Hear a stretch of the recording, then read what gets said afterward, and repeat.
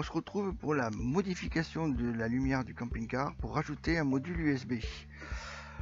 Alors les modules sont faits comme ça. Bizarrement, on a le moins qui est sur le blanc et le plus qui est sur le noir. C'est pas logique, mais c'est comme ça. On peut voir que là, le moins il arrive ici et le noir il est sur l'interrupteur. Le positif est toujours sur l'interrupteur, c'est un moyen de le reconnaître. Là on a le petit module USB qui je vais mettre en description, qui vaut pas cher, c'est moins de 4 euros, qui peut faire du 3 ampères et qui accepte de 12 à 24 volts. Alors il c'est pas très compliqué, hein, c'est un tout petit module avec deux bornes, plus et moins. Il n'y a rien de bien compliqué, hein. On a le plus et le moins.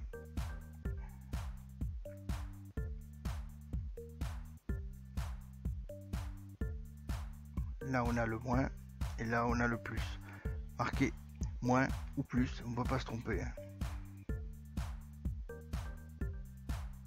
Donc on va essayer de le mettre par là. On va creuser un petit trou pour le mettre en bas parce que comme il est en position verticale, ça sera plus pratique, le câble ira vers le bas. Avec, on va mettre un petit interrupteur. Bon, c'est des petits interrupteurs qui valent de mémoire moins d'1 euro les 5. Les petits interrupteurs en Chine, ça vaut pas grand chose, hein. C'est plus, moins, il y a deux bornes, c'est vraiment le plus simple. Alors après, je sais pas, on va mettre là ou sur le côté. Donc on va commencer par percer avec une petite mèche afin de faire le trou de la prise USB. Alors il vaut mieux y aller petit à petit en utilisant la perceuse et à la fin le cutter et la lime. C'est à dire qu'il faut y aller tout doux pour pas faire un trou trop gros parce que sinon ça va pas trop retenir le module USB et ça peut devenir problématique.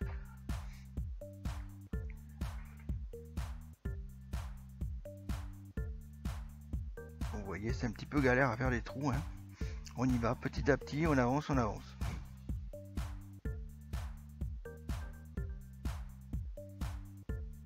sinon il n'y a rien de bien compliqué. On fait un trou carré, on lime, on recoupe, on relime. Une fois mis, on le rentre plus ou moins en force. Il faut faire attention au contacteur qui gêne un petit peu.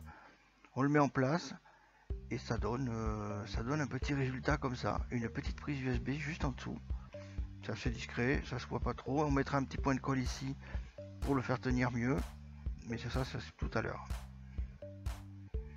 On va passer à l'interrupteur. L'interrupteur, même méthode. On regarde à peu près où on le met là, on présente, on perce, on perce un petit peu, on fera ce que ça va donner et on y va. C'est parti, on perce et on fait le petit trou.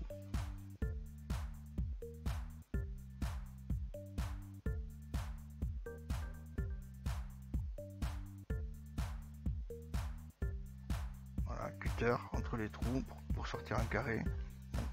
C'est pas du grand bricolage, hein, c'est pas de la grande technique. Il suffit d'y aller petit à petit, poncer, limer, couper.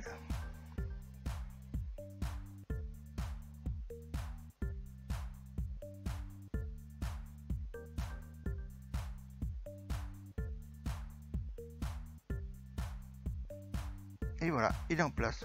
Et là il bougera plus, hein, il est coincé, pas de problème.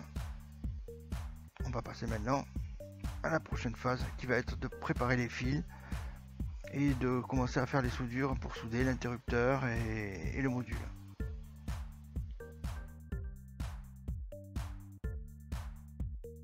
Donc là on commence à préparer un petit peu les fils, on étame, on prépare, on déline. En fait tous les fils on va les étamer, c'est ça qu'on dit, on va les étamer. On va préparer les soudures et on va accrocher ça, rien de bien compliqué jusqu'à là.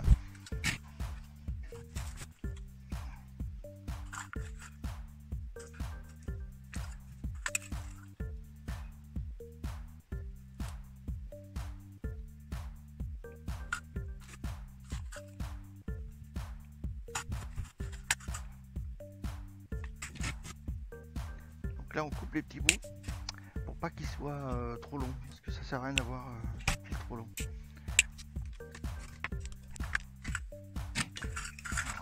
On prépare les connecteurs histoire que la soudure prend bien. On étame chaque connecteur et ensuite on vient souder les fils tout simplement.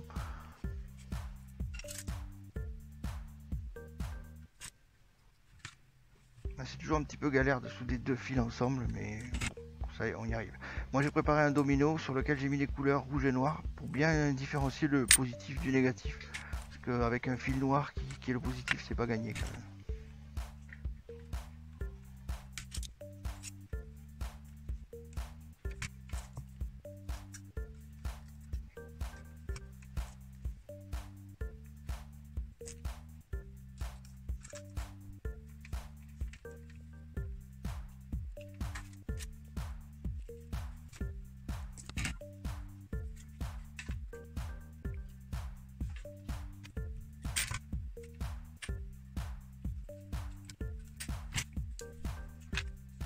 Là j'identifie un petit peu le fil en rouge parce que moi le noir psychologiquement j'ai du mal.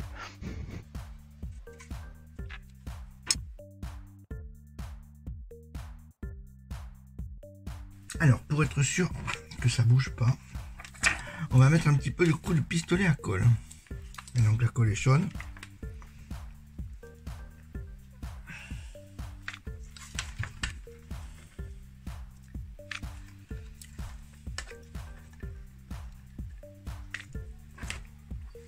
Voilà, on le met bien en place. Maintenant tant que c'est chaud, voilà, après on ne pourra plus le bouger.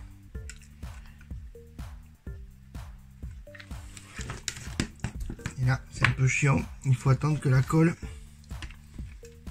elle sèche. Et moi je conseille même d'aller chercher un petit appareil USB et de tester tout de suite de rentrer la prise dedans pour éviter tout problème. Voilà, par là. Un routeur 4G, ça suffira à donner d'ailleurs si quelqu'un en a besoin. Je ne sais même plus s'il marche.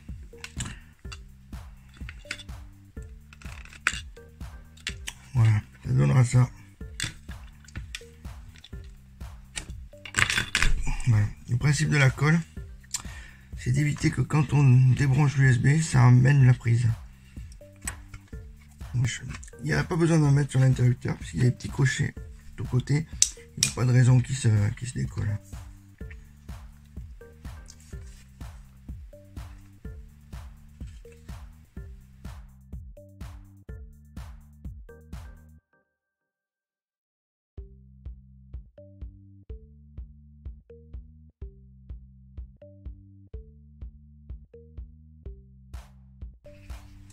Voilà, c'est quand même plus facile d'accéder par là, même si je suis un petit peu petit.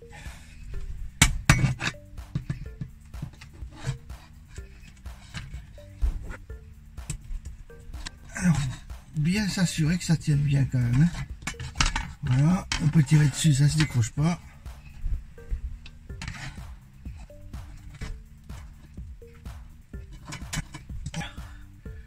Donc, le marron qui est en fait du rouge pour eux, au plus, le blanc au moins, on remonte et ça devrait fonctionner.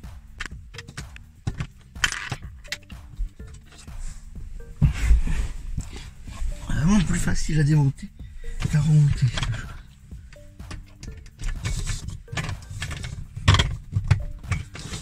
Il faut bien réussir à caler le domino.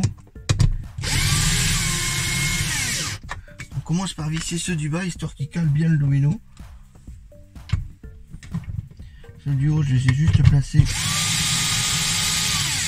Alors c'est pas la peine de serrer très fort, hein, c'est juste pour maintenir la lampe.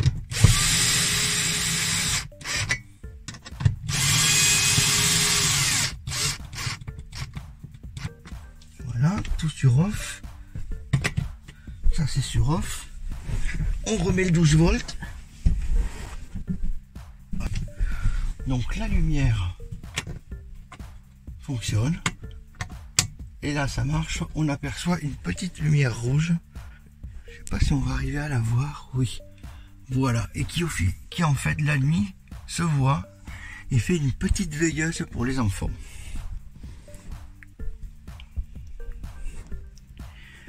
On remet le cache.